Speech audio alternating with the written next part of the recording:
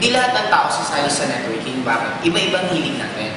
Yun ang kagandahan ng tao. Kasi just imagine mo kung ang gusto ko black, lahat ng tao gusto din nila black, hindi na magiging maganda at interesting ang buhay.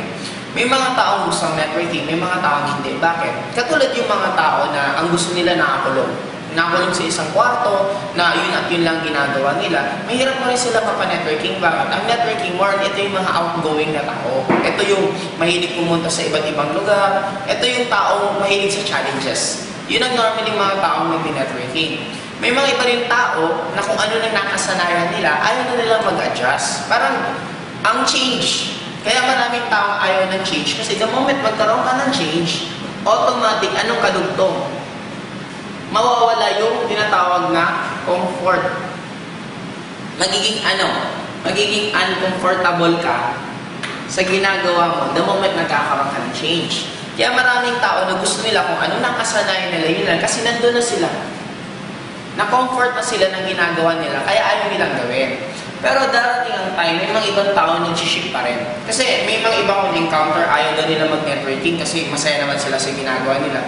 It's normal, the moment hindi pa nila masyadong need yung income. Pero the moment kinakapos na ng kita, doon na yung pamilya nila, kailangan pa ng mas malaking kita, doon na nila paminsan na-appreciate.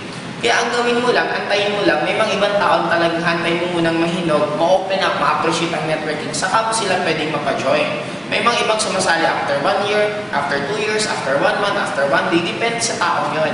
Kaya ikaw, as a networker, ang gawin mo lang, focus ka lang, present ka ng present, kasi sa dami ng mapipresentan mo, may mga ibang napresentan mo 6 months ago, ngayon na nag-join.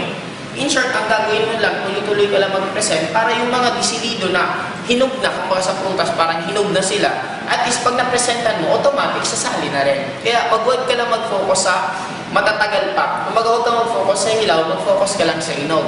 Kaya lang, paano malalaman yung hinog na sa hindi? Malalaman mo lang the moment presentahan mo. It's up to them kung gusto nila mag-join or hindi na natin problema yon.